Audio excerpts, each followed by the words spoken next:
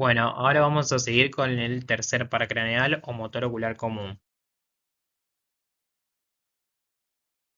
El tercer par craneal tenemos que tener en cuenta que tiene dos tipos de fibras. Tiene lo que son las fibras motores eferentes y fibras también eferentes viscerales, que son las parasimpáticas, que es la que después se van a encargar de lo que es el reflejo parasimpático em, del nervio propiamente dicho. Este tenemos que tener en cuenta que tiene un origen real, que este se centra en el mesencéfalo, que es una de las estructuras del tronco encefálico, y un origen aparente que él mismo emerge en lo que es la parte medial de los pedúnculos cerebrales que también se encuentran en el mesencéfalo. Acá podemos observar la imagen de que estos son los núcleos. A ver si se ve ahí. Estos son los núcleos del tercer par. Esto es el mesencéfalo, ¿no es cierto? Y estos son sus núcleos, pero parasimpático, que se conoce como el núcleo de Edinger-Weisfeld, ¿sí? Bueno, acá, como les dije, entonces el núcleo va a estar situado en lo que es el pedúnculo cerebral, en el mesencéfalo, que va a tener por detrás al acueducto de Silvio y por detrás de este va a tener lo que son los fascículos longitudinal medial de cada lado, que este es importante para lo que es el movimiento de los ojos, o sea, el movimiento conjugado de los ojos, que después lo vamos a ver. Este van a emitir fibras, ¿no es cierto?, hacia la parte anterior del mismo y se van a dirigir a lo que es la hendidura esfenoidal. Y después de ahí, bueno, como les dije, va a llegar a la hendidura esfenoidal, que esto ya queda en la órbita y se va a dividir en dos ramas. Entonces, esto es el tronco encefálico. Acá vemos cómo el nervio viene, atraviesa la hendidura esfenoidal y da dos ramas. Una superior, va a inervar al elevador del párpado superior, que es el que permite que el párpado se eleve hacia arriba, y al recto superior, que es el que permite que el ojo mire hacia arriba, y al la rama inferior, que va a dar tres ramas. Una rama interna, que es el que permite que el ojo vaya y mire hacia adentro. Una rama al recto inferior, que permite que el ojo se mueva hacia afuera, hacia abajo, perdón. Y una rama que va a entrar en contacto con esto que está acá, que es el ganglio ciliar, que lo único que sirve para fibras, o sea, entra en contacto con fibras amielínicas del esfínter de la pupila del músculo ciliar, que son los que se encargan de la acomodación del ojo. Bueno, después tenemos al cuarto par craneal o nervio troclear. Bueno, el cuarto par craneal también tiene fibras eferentes motoras. Esto es importantísimo porque es un núcleo motor, es un nervio motor. Y tiene un origen real que se encuentra en lo que es la unión mesencéfalo-protuberancial, también en el tronco cefálico. Es en la unión entre el mesencéfalo y la protuberancia. Ahí se encuentra el núcleo. Y el origen aparente va a emerger de la parte posterior de los tubérculos cuadrigéminos, que también se encuentran en el tronco encefálico. Es un núcleo que está en lo que es el tercio inferior de lo que es la protuberancia, en el suelo del cuarto ventrículo, que es esta acá, que es una estructura importantísima que nos va a servir sobre todo para evidenciar si hay aumento o no de, por ejemplo, la PIC, la presión intracraniana, es importantísimo. Bueno, este se encuentra o sea, en el suelo de este está en contacto con el núcleo del cuarto par. Bueno, con respecto al trayecto, una vez que este está en la protuberancia, de ahí sale, atraviesa lo que es el menisco medial, que el menisco medial lo vamos a ver más adelante, que es es uno de las vías, por así decirlo, de la sensibilidad, para emerger en lo que es el surco bulbo-protuberancial, como le dije, y de ahí va directamente a lo que es el seno cavernoso. El seno cavernoso llega al seno cavernoso, que es esta estructura que ustedes ven acá.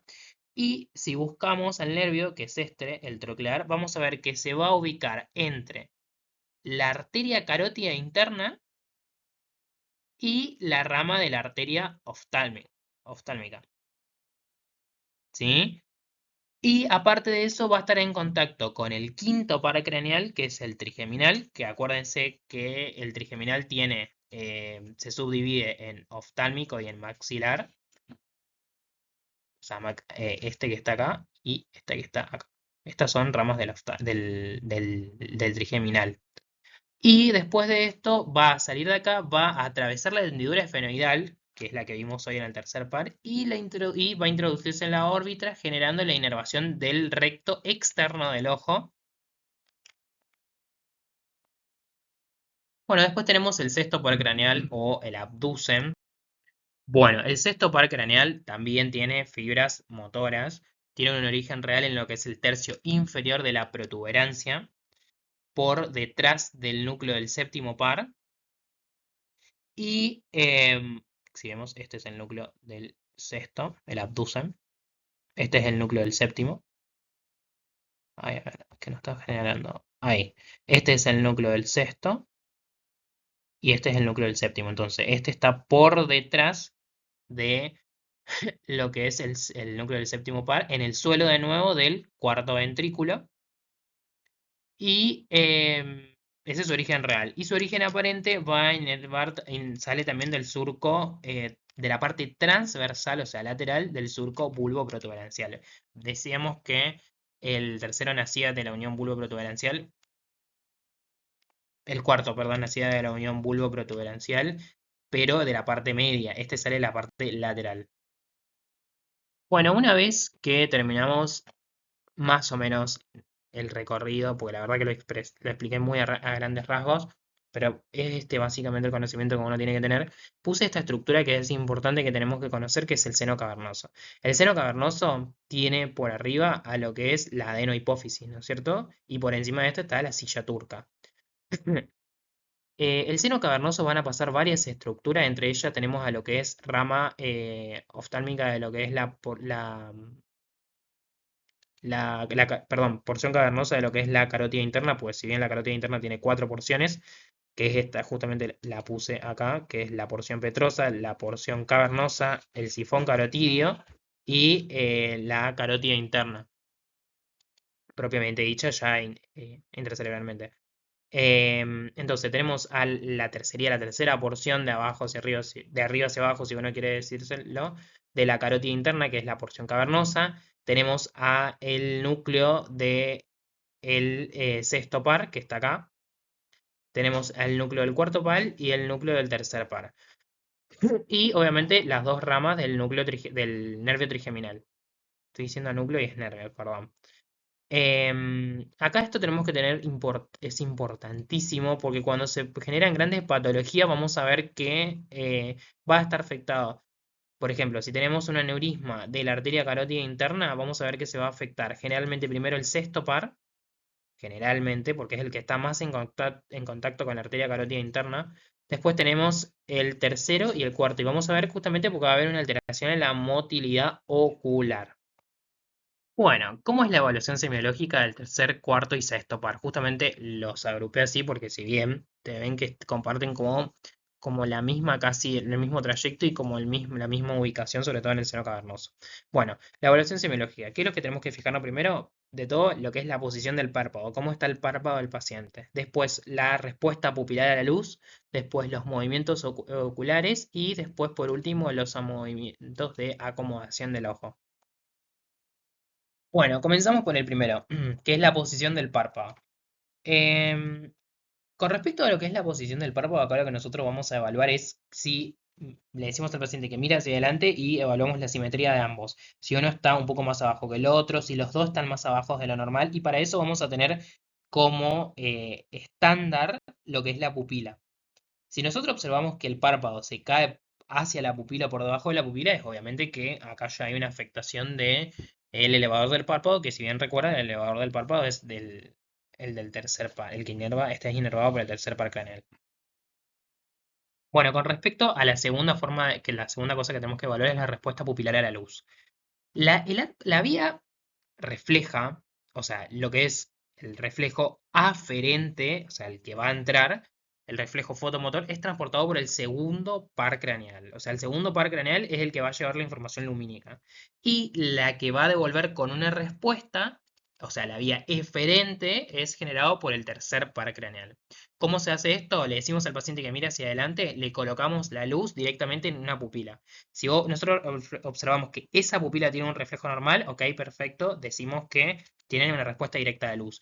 Y vamos a observar que mientras nosotros colocamos la luz, la pupila se va a contraer de un lado y también se va a contraer, se debería contraer del otro lado en un paciente normal, sin alteraciones. Eso se llama reflejo consensual. Cuando está afectado el segundo par, ustedes ven que colocan la luz, se refleja el de ese lado, el ipsilateral, pero no se va a reflejar el del otro lado. Entonces ahí eso es una afectación. Y acá lo que puse en el cuadrito, este que ustedes ven acá, es más que nada cómo se forma esa vía. La vía aferente se forma por fibras pupilares parasimpáticas del tercer par craneal, acordémonos que lo que dijimos hoy es que el tercer par craneal, aparte de inervar al recto interno, al recto inferior, también aportaba fibras parasimpáticas amielínicas, que estas se originaban en el núcleo de Edinger-Weishpal, que si bien recuerdan, estaban por delante del tercer par craneal, del núcleo del tercer par craneal en el mesencéfalo. Ahí dice que llega a través de una rama inferior, llegan a lo que es el ganglio ciliar, y de ahí emergen nervios ciliares cortos. ¿Cómo es toda la vía de integración? Es que nosotros colocamos la luz, que es el reflejo fomotor de un solo lado, y el consensual del lado opuesto. Colocamos la luz, ok, bien.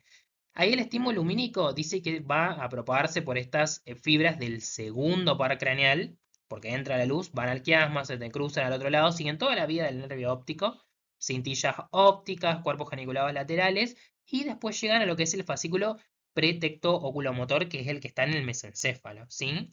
Agarra, interactúan con el núcleo de Edinger-Weishpal, de ahí salen hacia el ganglio ciliar de nuevo, que acuérdense, vayan y miren la filmina más arriba, que el ganglio ciliar es el que estaba, ¿no es cierto?, en la región orbitaria.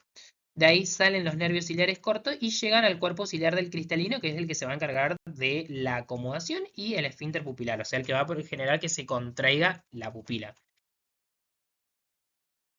Bueno, acá lo que quise poner es cómo hacíamos la exploración de la pupila, que siempre tenemos que ver la forma, la situación, el tamaño, ver si son iguales una que la otra. Esto es muy, muy, muy importante.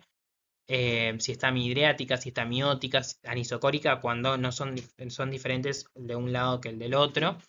Y bueno, acá es como le dije, cómo evaluamos los reflejos. El reflejo motomotor, que les dije hoy, el consensual, y el reflejo de acomodación, le decimos al paciente que mira un punto lejano y colocamos nuestro dedo índice a 30 centímetros por delante del ojo. Y ahí evaluamos como la respuesta del mismo. Bueno, y acá lo que vamos a evaluar, la otra cosa que vamos a evaluar son los movimientos oculares. Acuérdense que el recto interno, que era este de acá, es inervado por el tercer par, ¿no es cierto? Y es el que nos permite que el ojo vaya hacia adentro, o sea, abducir. El recto superior también es inervado por el tercer par y es justamente el que eleva el ojo en abducción, o sea, el que nos permite que cuando el ojo esté mirando hacia adentro también se pueda elevar hacia arriba, ¿sí? El recto externo, acordémonos que estaba inervado por el sexto par y es el que nos va a permitir que el ojo vaya hacia afuera, entonces abducción.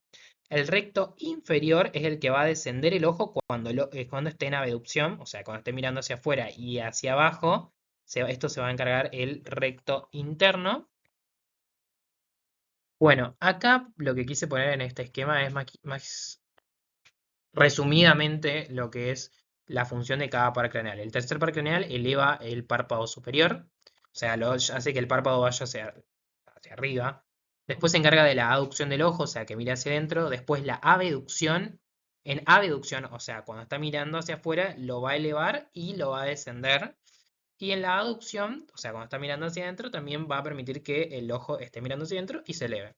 Y después también lo que es la contracción de la pupila y la acomodación. El cuarto par craneal se encarga o sea, de llevar el ojo hacia abajo cuando está mirando hacia adentro, porque es aducción, y lo rota también hacia adentro en la abducción, o sea, cuando está mirando hacia afuera, lo rota hacia adentro, y cuando está mirando hacia adentro, lo rota hacia abajo. Y la función del sexto par craneal directamente es o sea, que el ojo vaya hacia afuera. Bueno, lo que es la inspección o sea, lo que tenemos que hacer es evaluar cómo están cómo está la mirada, a la mirada primaria propiamente dicho. Le decimos al paciente que mire hacia adelante y evaluamos ambos párpados superiores, si están bien, se encuentran a la misma altura, si los ojos se hallan en la misma situación simétrica con respecto a sus ejes, o si existe alguna modificación también en lo que es la postura de la cabeza, porque eso me olvidé decirle. Generalmente un paciente que tiene una alteración del cuarto par siempre va a girar la cabeza hacia el lado contralateral a donde está la lesión, porque justamente lo que quiere hacer es acomodarse y no sentir tanta la alteración. Bueno, ahora lo que vamos a hacer es la exploración del estrabismo y la diplopía. El estrabismo, si bien es la desviación de cualquiera de los ejes oculares a mirada primaria. Esto puede tener una desviación ya sea binocular, que los dos ojos se pueden desviar y, por ejemplo, uno hace la evaluación a monocular, o sea, tapa un ojo y ve que sigue desviado, eso se llama foria. Ahora, si existe una desviación binocular, pero se corrige cuando uno tapa un ojo o el otro, eso se llama atropía. Y otra cosa importante que quise poner acá es la diplopía. La diplopía es cuando el paciente ve doble. Puede ser diplopía vertical o diplopía horizontal. La diplopía puede ser además binocular o monocular, esto igual lo vemos después. La diplopía binocular es extremadamente neurológica, que es cuando uno tapa un ojo y el paciente sigue, y deja de ver doble. Eso es extremadamente neurológico. Ahora, hablamos de diplopía monocular cuando el paciente está viendo el doble, tapa un ojo y sigue viendo doble. ¿Por qué? Porque está viendo, es monocular porque es un solo ojo el que estamos viendo, por así decirlo. El paciente sigue viendo doble, eso es más de causa oftalmológica. Bueno, ¿cómo hacemos la evaluación de la atropía? Ocluimos un ojo y ahí vemos si este ojo queda en la línea media, si se desplaza y si se vuelve a corregir, si queda totalmente desviado, o sea, solamente consiste en ocluir un solo ojo. Y la evaluación de la foria consiste en hacer lo que se llama cover and cover test, que también ocluimos un ojo, pero lo vamos haciendo de manera intercalada. Ocluimos uno, ocluimos el otro, ocluimos uno, ocluimos el otro, y ahí evaluamos si se desplaza o no el ojo. Y acá existen diferentes tipos de afectaciones. Puede haber lo que es una esotropía, que es cuando el ojo, cuando está haciendo este cover and cover, vemos que uno de los ojos se van, o los dos, pueden irse hacia afuera, eso se llama esotropía, o pueden irse hacia adentro, que eso se llama eh, exotropía hacia afuera y endotropía hacia adentro.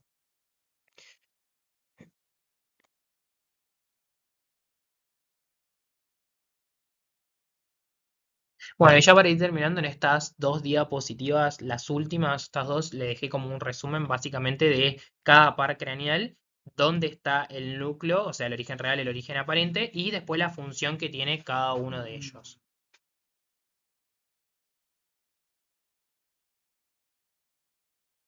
Bueno, con respecto a las alteraciones, esto lo voy a hacer un poco rápido porque la idea es que ustedes solamente conozcan la anatomía y las alteraciones después las charlamos. Cuando existe una alteración en algunas de los movimientos oculares, hablamos de oftalmoplejía. Una oftalmoplejía es sinónimo de lo que decir parálisis, ¿sí? De los movimientos oculares, que pueden ser intrínsecas o internas, cuando es solamente una afectación del esfínter pupilar, pueden ser externas o extrínsecas, cuando hay una alteración en los movimientos extrínsecos, o pueden ser totales, cuando hay una alteración de ambos, del esfínter pupilar y de los músculos intrínsecos. Cuando existen, con respecto a las lesiones la denominamos nucleares cuando existe una alteración, como dice el nombre, a nivel de los núcleos de cada nervio. Pueden ser infranucleares cuando existe una lesión en alguna parte del trayecto de los nervios, o por ejemplo también en la unión neuromuscular cuando está llegando al músculo. O pueden ser supranucleares cuando las lesiones ya están en las fibras corticonucleares o subnucleares, o sea, por encima de los núcleos. A grandes rasgos, para conocer la parálisis total del tercer par, que esto es importantísimo, el paciente va a tener ptosis, que es la caída del párpado unilateral, en este caso, va a tener exotropía, o sea, el ojo va a ir hacia afuera, y aparte de eso va a tener una diplopía horizontal. Y obviamente, si tiene una alteración del tercer par, que va a tener una imposibilidad para mirar hacia arriba, supraversión, para la infraversión y también para mirar hacia adentro. Y la pupila totalmente dilatada. Y con reflejo consensual positivo cuando se estimula el ojo que está paralizado y no cuando se estimula el ojo sano. Un compromiso parcial, como dice ahí, o disociado, es cuando existen lesiones nucleares. Cuando hablamos de nuclear es una lesión en el núcleo, eso es cuando es parcial, y ahora un compromiso total es cuando es infranuclear, o sea, en el trayecto. Que las causas más frecuentes pueden ser una isquemia, por ejemplo, o por ejemplo la neuropatía diabética, o una compresión aneurismática, que era lo que hablábamos hoy, un traumatismo, y también en muchos casos la migraña oftalmopléjica. Una alteración en lo que es el cuarto par craneal, el paciente no puede mirar hacia abajo, y esto es lo que yo le decía hoy, tiene una inclinación de la cabeza no hacia el lado de la lesión, sino hacia el lado sano, porque es una forma como de compensar, de corregir dónde está la alteración.